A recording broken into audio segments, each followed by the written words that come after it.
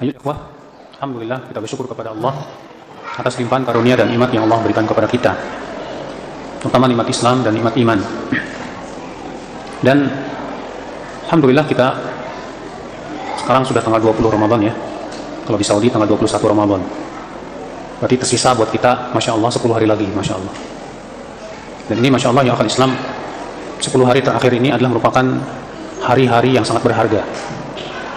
Hari-hari yang tentunya kita berharap 10 hari ini kita bisa memaksimalkan ibadah kita kepada Allah Subhanahu wa taala. Maka pembahasan saya pada kesempatan sore hari ini adalah itu tentang mencari Lailatul Qadar. Lailatul Qadar adalah merupakan malam yang sangat mulia sekali.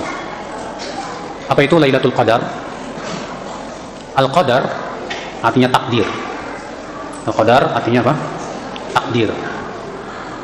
Disebut Lailatul Qadar karena di malam itu Allah mentakdirkan ya takdir seluruh makhluk. Sebagaimana Allah Subhanahu wa taala menyebutkan demikian di dalam surat Ad-Dukhan. Ya. Allah mengatakan fiha yufraqu kullu amrin hakim. Di malam itu kata Allah ditentukan semua urusan yang bijaksana. Maka itulah disebut dengan ya Lailatul Qadar, malam takdir. Karena para ulama membagi takdir itu menjadi beberapa macam ya. Yang pertama disebut yaitu takdir yang sifatnya umum, takdir am. Ini yang Allah tuliskan dalam Lauhul Mahfuz. Ada lagi takdir umri, takdir seumur hidup. Takdir apa? Umri itu takdir seumur hidup. Ini yang Allah Subhanahu wa taala tuliskan di dalam janin ketika ya seorang bayi berada di perut ibunya yang berumur 4 bulan 10 hari atau 120 hari. Kemudian ada lagi yang disebut dengan takdir sanawi, takdir tahunan. Nah, takdir tahunan ini yang terjadi pada malam Lailatul Qadar. Ya. Dan ada lagi yang disebut dengan takdir yaumi. Itu takdir setiap hari. Yang ditunjukkan oleh Allah dalam surat Ar-Rahman. Allah Ta'ala berfirman, "Kulla yaumin huwa fi sya'n." Setiap harinya Allah berada dalam kesibukan. Artinya Allah memberikan rezeki ini, memuliakan ini, merendahkan ini. Ya. Ibu-ibu tolong bu, anak-anaknya di atas bu, mohon jangan ribut, dibawa keluar aja bu, sebelah sana bu, ya, supaya tidak ribut bu, mengganggu sekali ya anak-anak, apalagi ini ruangannya apa bergema ya, kentut aja mungkin kedengeran kali. Ikhwatul Islam azan ya Allah wa yakum. Nah ini kenapa disebut dengan Lailatul Qadar? Kenapa tadi? Karena di malam itu Allah mentakdirkan ya takdir seluruh makhluk, yang disebut dengan takdir sanawi, takdir setiap tahun. Dan takdir ya tahunan ini adalah merupakan perincian daripada takdir yang telah Allah tuliskan dalam Lauhul Mahfuz. Itu tidak lepas dari apa yang ada dalam Lauhul Mahfuz. Ikhwatul Islam, apa keistimewaan Lailatul Qadar? Allah Subhanahu wa taala menyebutkan itu dalam surat Al-Qadar. Allah berfirman, "Inna anzalnahu fi lailatul qadar." Wa ma adraka ma lailatul qadar. Ini adik-adik jangan sampai ngumpul. Kalau udah ngumpul ngobrol mereka. Adik-adik dipecah-pecah aja. Jangan sampai ngumpul. Baik. Allah mengatakan inna anzalnahu fi lailatul qadar. Sesungguhnya kami telah menurunkan Al-Qur'an di malam Qadar. Wa ma adraka ma lailatul qadar. Tahukah kalian apa itu Lailatul Qadar? Lailatul Qadri khairum min alfi syahr. Allah mengatakan Lailatul Qadri khairum min alfi syahr. Malam Qadar itu lebih baik daripada 1000 bulan, Masya Allah. Apa makna daripada malam Qadar lebih baik daripada 1000 bulan? Banyak ahli tafsir mengatakan artinya bahwa beramal soleh di malam itu sama dengan beramal soleh selama 1000 bulan atau 83 tahun, Masya Allah. Imam Malik meriwayatkan sebuah riwayat bahwa Nabi SAW diperlihatkan oleh Allah umur umat Islam, lalu diperlihatkan oleh Allah umur orang-orang sebelum umat Islam, dan ternyata umur umat Islam sangat pendek sekali dibandingkan dengan umur orang-orang sebelum umat Islam. Karena umur orang-orang sebelum umat Islam itu mereka umurnya bisa 200 tahun Pak, 300 tahun, panjang sekali umurnya. Antum tahu Nabi Nuh umurnya berapa? Beliau berdakwah saja 950 tahun, bayangkan. Ya, makanya umur orang-orang dulu itu panjang-panjang. Tapi umur umat Islam ini pendek-pendek. Rasulullah mengatakan a'maru ummati baina 60 wa 70. Umur umatku rata-rata antara 60 sampai 70 tahun saja. Maka Rasulullah SAW melihat umur umat Islam ini kok pendek-pendek dibandingkan dengan umur umat-umat sebelum umat Islam, sehingga kesempatan untuk beramal solehnya sedikit. Ya, maka Rasulullah merasa sedih. Maka Allah pun kemudian memberikan hadiah Lailatul Qadar, di mana satu malam itu pahalanya sama beramal dengan 1000 bulan. Demikian dalam riwayat Imam Malik dalam Muwatta'nya. Namun sayang sanadnya dhaif. Akan tetapi Imam Syaukani mengatakan bahwa hadis ini mempunyai jalan-jalan yang lain yang menurut beliau itu bisa mengangkatnya. Ya, Allahu a'lam. Jadi akal Islam, Lailatul Qadar ini Masya Allah pemberian dari Allah Subhanahu wa Ta'ala yang luar biasa, Pak. Di mana satu malam senilai 83 tahun. Beribadah di malam itu sama dengan beribadah 1000 bulan. Allahu Akbar. Ini keistimewaan dan pemberian dari Allah untuk kita umat Islam yang Allah tidak berikan kepada umat-umat sebelum umat Islam. Makanya merugi sekali orang yang di malam Lailatul Qadar hanya tidur aja. Yang lebih merugi lagi orang yang di malam Lailatul Qadar berbuat dosa. Waduh. Karena dosa di malam itu sama dengan berbuat dosa 1000 bulan. Ini mengerikan sekali, azan Allah wa iyyakum. Ya, Allah mengatakan Lailatul Qadri khairum min alfi syahr. Ini keistimewaan yang pertama. Apa keistimewaan yang kedua? Allah mengatakan tanazzalul malaikatu warruhu fiha. Terus biidzni rabbihim min kulli amr. Para malaikat dan ruh, yaitu malaikat Jibril, turun di malam itu dengan izin Rabb mereka. Min kulli amr, dengan membawa segala urusan. Ya. Di sini keistimewaan yang kedua, ikhwatul Islam, bahwa di malam Lailatul Qadar para malaikat turun, bayangkan, ke bumi. Termasuk malaikat Jibril, malaikat yang paling mulia, turun ke bumi, Masya Allah. Dan disebutkan dalam hadis yang dihasankan oleh Syekh Al-Albani rahimahullah, bahwa jumlah malaikat yang turun ke bumi di malam Lailatul Qadar itu sejumlah kerikil yang ada di bumi. Antum pernah nggak ngitung jumlah kerikil yang ada di sekitar masjid?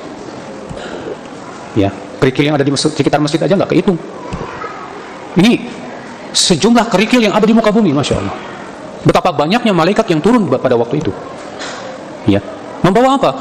Membawa urusan yang bijaksana dari Allah Subhanahu wa Ta'ala. Ini keistimewaan yang kedua ya akhul Islam dari malam Lailatul Qadar. Tanazzalul malaikatu warruhu fiha biidzni rabbihim min kulli amr. Keistimewaan yang ketiga apa? Salamun hiya hatta matla'il fajr. Keselamatan ia sampai terbitnya fajar. Keselamatan maksudnya apa? Kata para ulama tafsir, bahwa malam itu malam yang selamat dari segala macam keburukan ya akhul Islam. Maka itu adalah merupakan malam yang sangat luar biasa sekali. Ikhwatul iman azani Allah wa iyyakum.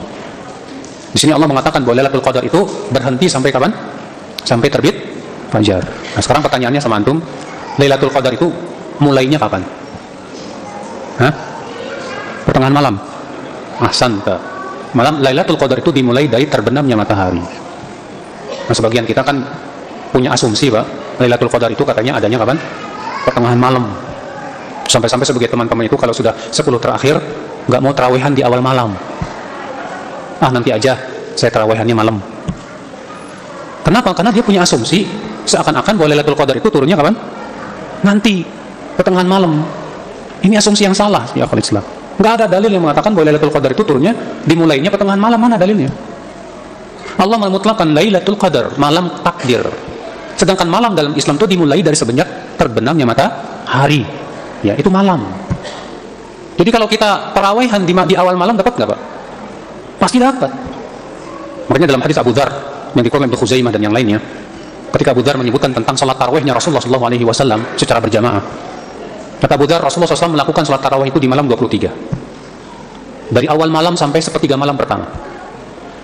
Kemudian di malam 24 beliau tidak bangun. Di malam 25 Rasulullah kembali bangun dari awal malam sampai pertengahan malam. Kemudian kata Abu Dzar, wahai Rasulullah, malam masih panjang, bagaimana kalau kita salat lagi sampai subuh? Kata Rasulullah SAW, man shalla ma'al imam hatta yansarifa kutiba lahu qiyamul lailah. Siapa yang salat bersama imam sampai selesai, maka ditulis untuknya salat semalam suntuk. Masya Allah. Kemudian di malam 26 Rasulullah tidak bangun, maksudnya tidak salat berjamaah bersama para sahabatnya. Di malam 27 Rasulullah SAW membangunkan istri-istrinya dan keluarganya. Maka Rasulullah pun kata Abu Dzar salat bersama para sahabatnya dari awal malam sampai mendekati fajar.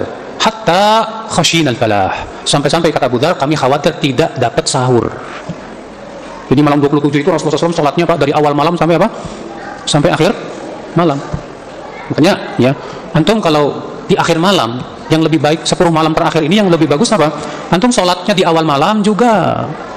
Dan kalau mau salat lagi nanti di akhir malam bagus. Karena di malam Lailatul Qadar itu yang sangat dianjurkan adalah kita menghidupkan malam untuk ibadah kepada Allah Subhanahu wa Ta'ala. Namun tentunya sesuai dengan kemampuan fisik kita ya. Karena sebagian orang ada yang tidak mampu kalau bangunnya semalam suntuk, nggak bisa. Ya, fisiknya lemah. Jadi itu disesuaikan dengan kemampuan masing-masing. Tapi Pak, orang yang sholat tarawih di awal malam bersama imam dijamin dapat Lailatul Qadar. Bahkan sebagian ulama seperti Ar-Ramli berkata, orang yang di malam Lailatul Qadar sholat isya berjamaah dan sholat subuh berjamaah saja, itu dapat Lailatul Qadar. Bagaimana kalau kita sholat tarawih bersama imam sampai selesai? Di mana pahalanya kata Rasulullah SAW sama dengan sholat semalam suntuk. Bagaimana kalau ternyata di malam itu kita hidupkan lagi dengan berbagai macam ibadah? Masya Allah, betapa besarnya pahala kita di sisi Allah Subhanahu Wa Taala. Ya akhul Islam, azani Allah wa ya. Ini akhul Islam. Kemudian ya akhi, kapan terjadinya malam Lailatul Qadar? Para ulama menyebutkan bahwa Lailatul Qadar terjadi pada 10 terakhir bulan Ramadan. Memang khilaf para ulama bahwa kemungkinan besar terjadinya itu malam berapa. Imam Syafi'i mengatakan malam 21. Dasarnya hadis dari Abu Daud bahwasanya Rasulullah SAW pernah bermimpi bahwa beliau sujud di atas tanah yang basah, yang becek. Ya, dan itu terjadilah malam Lailatul Qadar. Dan ternyata terjadi pada malam 21. Sebagian ulama mengatakan malam 23. Berdasarkan riwayat Bukhari bahwa di zaman Rasulullah SAW pernah terjadi Lailatul Qadar pada malam 23. Sebagian ulama mengatakan dalam malam 25. Kenapa? Karena dan sebuah riwayat yang dihasankan oleh Syekh Al-Albani rahimahullah bahwa Al-Quran Allah turunkan sekaligus itu pada malam 25. Ya, sebutkan Rasulullah sabda, "Unzilal Quran li arba'in wa ishrina khalat min Ramadan." Al-Quran diturunkan oleh Allah setelah 24 hari lewat dari bulan Ramadan. Berarti pada malam 25. Sebagian mengatakan 27. Berdasarkan hadis bahwa Nabi SAW pernah suatu ketika para sahabat semua sepakat bermimpi bahwa Lailatul Qadar terjadi pada malam 27. Maka Rasulullah sabda, "Ara ya anna ru'yakum qad tawaqqa'at." Aku melihat mimpi kalian sudah sepakat terjadinya pada malam 27. Faman kana minkum ya yurid an yaltamisaha falyaltamis fi 27. Siapa di antara kalian yang ingin mencari Lailatul Qadar, carilah pada malam 27. Bahkan Aisyah radhiyallahu anha malah menyebutkan malam 19, Pak. Allahu a'lam, yang rajih yang ditunjukkan oleh dalil-dalil yang sahih bahwa malam Lailatul Qadar itu terjadi pada malam-malam ganjil di 10 malam terakhir dari bulan Ramadan. Ya. Berdasarkan juga hadis Nabi sallallahu alaihi wasallam, "Iltamisuha fil ashril awakhir min Ramadan fil witri minha." Carilah Lailatul Qadar pada 10 malam terakhir, terutama pada malam-malam ganjilnya, kata Rasulullah sallallahu alaihi wasallam. Ikhwatul Islam, azani Allah wa iyyakum. Cuma masalahnya, Pak, malam ganjil ini yang kayak gimana ini? Kalau misalnya malam 21, malam 23, malam 24, malam 25. Karena kan Rasulullah SAW mengatakan apa? Carilah 10 terakhir. Sekarang yang jadi masalah begini, Pak.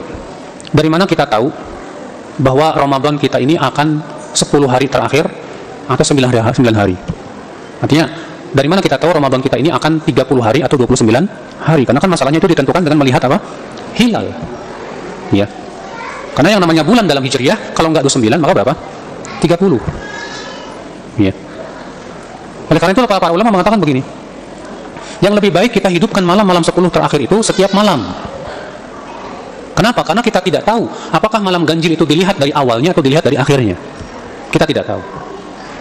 Apalagi, Pak, sekarang terjadi perbedaan nih. Di Saudi sekarang hari 21 malam 22.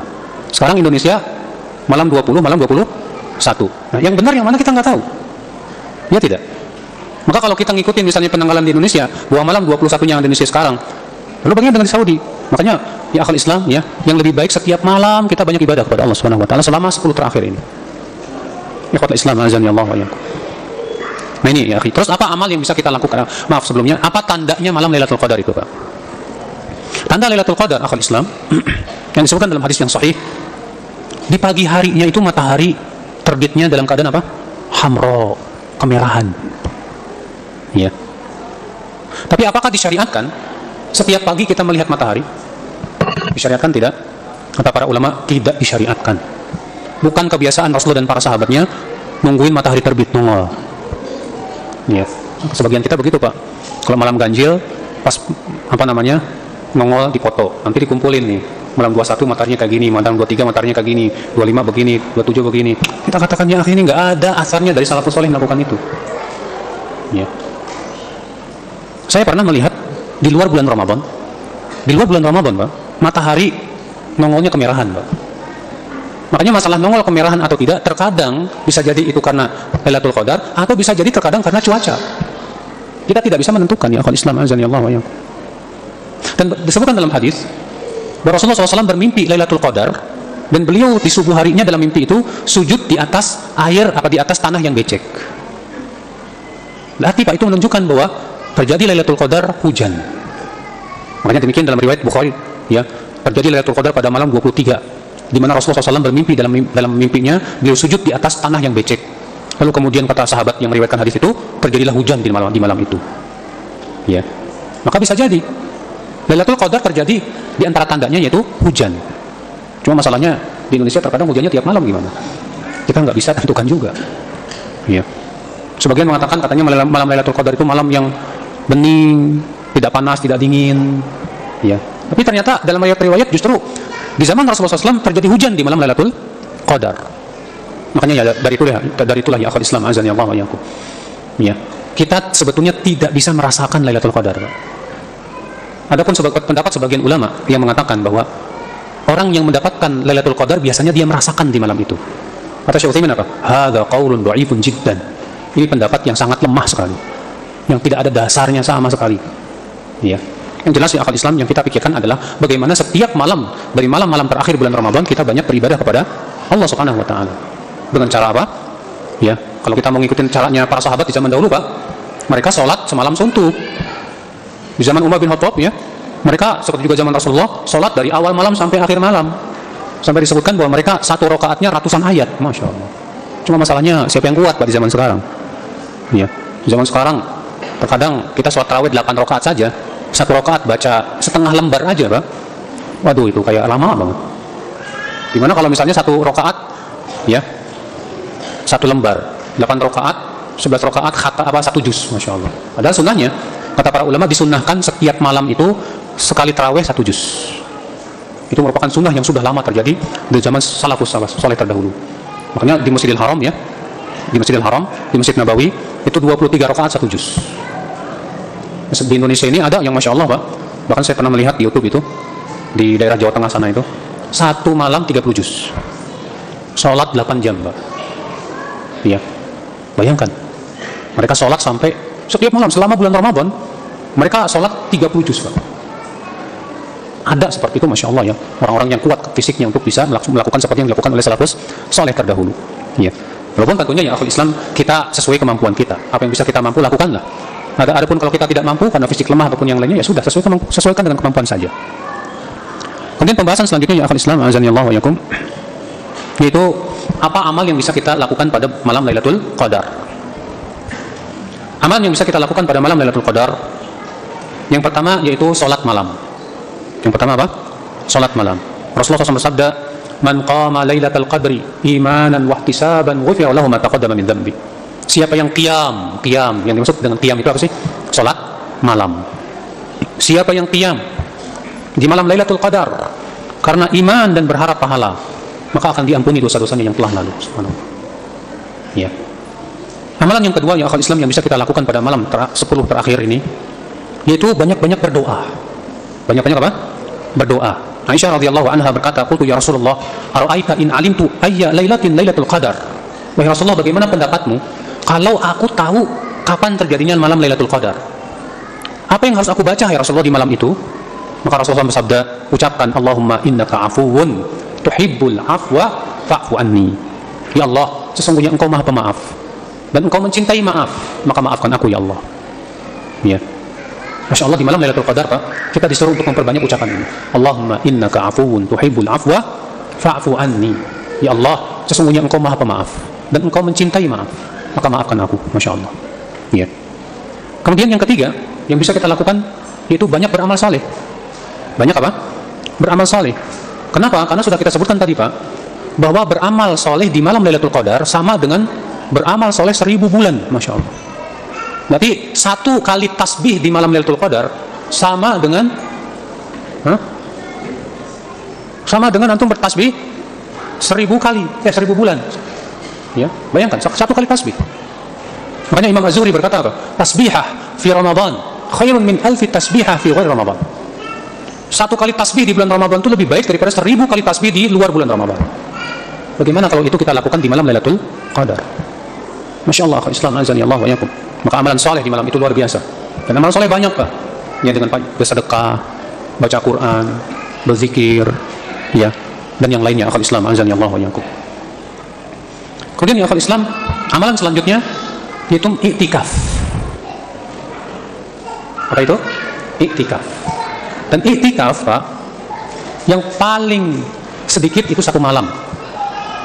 Namun yang sesuai sunnah itu 10 hari terakhir dari bulan Ramadan. Namun kalau mau iktikaf semalam saja boleh tidak? Boleh.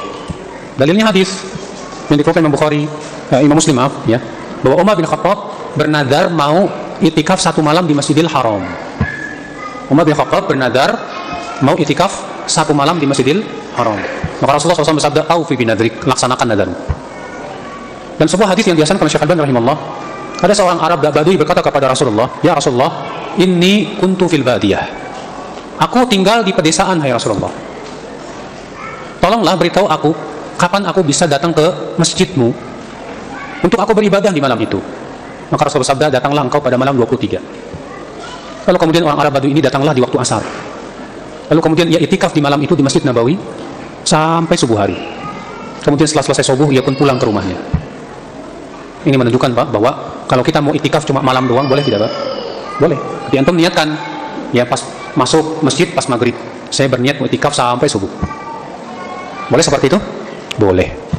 Apalagi kalau misalnya antum sibuk karena kerja ya. Misalnya karena tempat kerja antum belum libur misalnya. Liburnya baru 2 hari sebelum Ramadan atau yang lainnya. Akhirnya antum mau itikafnya malam aja ya nggak masalah. Berarti antum ketika masuk masjid niatkan itikaf dari situ. Dengan niat mau itikaf sampai subuh. Berarti subuh pulang. Nanti besoknya lagi datang lagi ke masjid, niatkan lagi itikaf sampai subuh. Boleh seperti itu, nggak masalah. Tapi kalau memang antum bisa itikaf sampai 10 hari itu lebih bagus. Ya. Ikhwatul Islam azani Allah wa iyyakum. Adapun tentang fikih itikaf ini butuh pada pembahasan tersendiri, Pak. Nah, di sana ada syarat-syaratnya, rukun-rukunnya, pembatal-pembatalnya, apa saja hal-hal yang diperbolehkan ketika itikaf, ya. Namun tentunya ya akhwat Islam, yang ingin saya garis bawahi adalah beberapa poin. Yang pertama, Pak, tidak disyariatkan mengadakan perjalanan jauh khusus mau itikaf. Kenapa? Karena Rasulullah SAW sabda, la tushaddur rihal illa ila thalathati masajid. Tidak boleh mengadakan perjalanan jauh kecuali ketiga masjid. Masjidil Haram, Masjid Nabawi, dan Masjidil Aqsa. Maka antum misalnya, saya mau itikaf di Bandung. Lalu antum safar ke Bandung hanya khusus mau itikaf, tidak boleh. Ya. Kenapa? Karena Nabi melarang mengadakan perjalanan jauh dalam rangka ibadah kecuali ketiga masjid saja. Kecuali kalau antum memang tujuan utamanya mau pulang kampung. Antum ke kampungnya di mana? Di Brebes. Antum pulang kampung, kemudian di sana ada masjid buat itikaf. Nah, tujuan utamanya pulang kampung. Adapun itikafnya ngikut. Maka yang seperti ini nggak masalah. Yang kedua ya akal Islam, ya, ketika kita itikaf maksimalkan ibadah. Kenyataan banyak teman-teman, saya dulu waktu masih muda, waktu SMA sering kali itikaf, alhamdulillah Pak. Kebanyakan teman-teman itu kalau itikaf tuh Pak, banyak waktu ngobrolnya Pak. Kumpul-kumpul, ngobrol-ngobrol, ketawa-ketawa, ketiwi-ketiwi dan yang lainnya. Saya katakan ini nggak sesuai dengan itikafnya Rasulullah Sallallahu Alaihi Wasallam. Makanya kata para ulama Pak, disyariatkan ketika itikaf meninggalkan perkara-perkara yang tidak ada manfaatnya. Iya, makanya orang yang itikaf itu hendaklah benar-benar fokus ibadah udah. Jangan sampai antum itu itikaf cuma mau pindah tempat aja Pak. Sebagian orang itikaf itu cuma mau pindah ke masjid doang Pak. Makanya apa? Kerjaannya malamnya tidur, siangnya ngobrol. Ya, udah gitu pulang, alhamdulillah saya udah itikaf. Itikaf apaan kayak gitu? Tujuan itikaf itu mau ibadah. Makanya di zaman Rasulullah SAW minta dibuatkan tenda. Dibuatkan apa? Tenda di belakang masjid. Ya, supaya apa? Bisa fokus ibadah di dalam tenda itu. Ya. Maka Islam azani Allah wa iyyakum. Jadi ini tujuan itikaf sekali lagi untuk supaya kita benar-benar fokus selama 10 hari itu untuk apa? Ya, ibadah kepada Allah azza wa jalla. Memang terjadi khilaf para ulama. Apakah selama itikaf boleh diadakan taklim atau tidak? Selama itikaf, ya, boleh nggak diadakan apa? Hah? Taklim. Menjadi dua pendapat. Imam Malik mengatakan makruh. Imam Malik mengatakan apa? Makruh. Dasarnya kata Imam Malik karena tidak pernah Rasulullah SAW ketika itikaf ngadain taklim, nggak ada. Rasulullah SAW fokus dan para sahabat yang itikaf fokus dan mereka masing-masing. Sementara jumhur mengatakan apa? Boleh mengatakan apa? Taklim tapi dengan syarat waktunya tidak panjang. Dengan syarat waktunya tidak apa? Panjang. Hanya sebentar saja. Kenapa? Karena kalau waktunya panjang, berarti itu bertabrakan dengan tujuan daripada iktikaf. Bahwa iktikaf itu untuk ibadah. Makanya saya merasa heran, Pak. Sebagian masjid ngadain iktikaf, kebanyakan taklimnya, Pak. Pagi kajian, siang kajian, sore kajian, malam kajian. Ini mau iktikaf apa mau daurah ini? Ya. Tentu ini tidak sesuai dengan sunnah Rasulullah Sallallahu Alaihi Wasallam. Karena tujuan, sekali lagi, tujuan iktikaf itu untuk ibadah, untuk memang kita fokus ibadah kepada Allah Azza wa Jalla. Nah, ini akal Islam azan ya Allah wa yakum. Ya. Walaupun tentang apa syaratnya, apa rukunnya, apa itu pembahasan khusus tentang fikih apa? Iktikaf, saudaraku sekalian azan ya Allah wa yakum. Kemudian ada yang bertanya dan sering masuk pertanyaan, Ustaz, apa ciri orang yang dapat Lailatul Qadar? Apa ciri orang yang dapat Lailatul Qadar? Jawabnya tidak ada ciri, Pak. Apalagi ciri fisik. Nggak ada, ya, cirinya misalnya orang dapat Lailatul Qadar itu wajahnya bersinar gitu, nggak ada. Atau ya giginya cemerlang misalnya, nggak ada, Pak. Ya. Yang jelas di akal Islam tidak ada dalil yang menyebutkan itu. Yang jelas ya akhi, Allah hanya menyebutkan dalam Al-Quran bahwa disyariatkannya puasa Ramadan itu agar menimbulkan ketakwaan. Allah berfirman, ya ayyuhalladzina amanu kutiba alaikumusiyam kama kutiba alal ladzina min qablikum la'allakum tattaqun. Berarti siapa yang Ramadannya puasanya tidak menimbulkan ketakwaan, itu tanda puasanya belum diterima oleh Allah Subhanahu wa taala. Dan siapa yang Ramadannya puasanya menimbulkan ketakwaan kepada Allah, itu berarti tanda Allah menerima amalannya. Allah berfirman, innama yataqabbalullahu minal muttaqin. Allah hanyalah menerima amalan orang-orang yang bertakwa saja. Ya. Ini akal Islam azan ya Allah wa yakum. Baik. Tersisa beberapa waktu kita buka tanya jawab, barangkali ikhwah atau akhwat ada yang mau bertanya, dipersilahkan.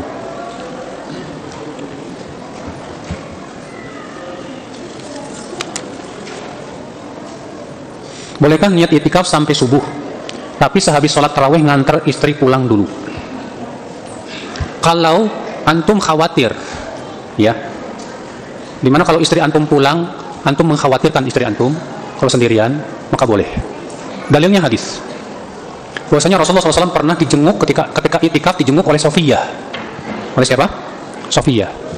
Kemudian Sofiyah pun setelah selesai menjenguk Rasulullah, mengunjungi Rasulullah SAW yang sedang itikaf, Sofiyah pun segera bangkit mau pulang. Maka Rasulullah bersabda, la ta'jiri, jangan tergesa-gesa, biar aku akan antarkan kamu. Dan Sofiyah waktu itu rumahnya masih di perkampungan Usamah bin Zaid. Maka kemudian Rasulullah SAW pun mengantarkan Sofiyah sampai ke rumahnya. Padahal Rasulullah SAW sedang apa? Iya. Itu sebelum rumah istri-istri Nabi dipindahkan di dekat masjid. Jadi boleh nggak, Ustadz, saya nganterin istri ke rumah setelah taraweh, padahal saya itikaf? Boleh, nggak masalah. Kalau memang antum khawatir di perjalanan atau mengkhawatirkan istri antum kalau pulang sendiri. Ya. Nah, demikian. Cuma masalahnya, Pak, wanita itu yang lebih baik sholat tarawihnya di mana? Di rumah. Ya, wanita itu yang lebih baik sholat tarawihnya di rumah.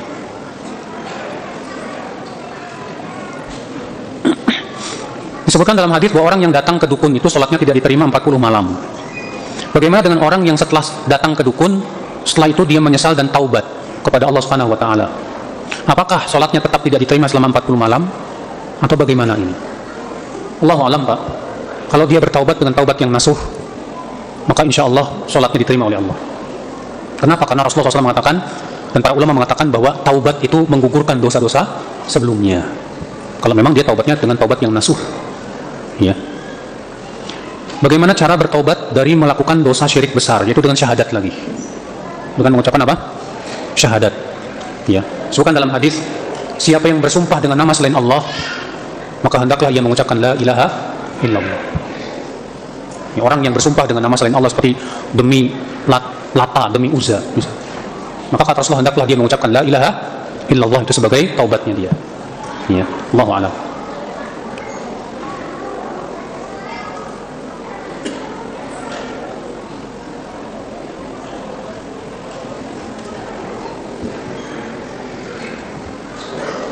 Bolehkah itikaf di masjid terus siangnya kerja?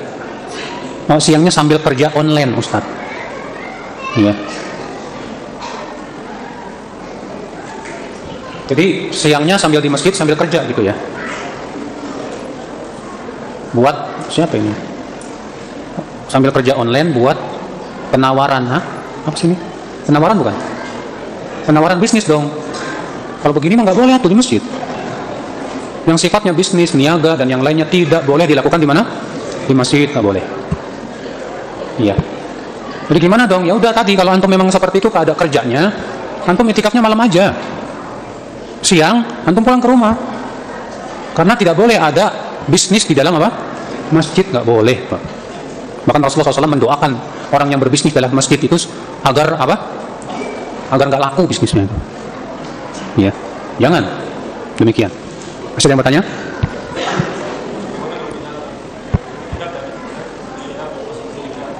Apa?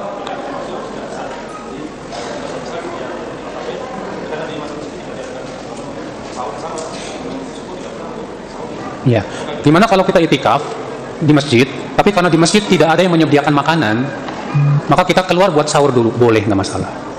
Seluruh ulama ijma dalam masalah ini boleh, dan bahwasannya itikafnya tidak batal.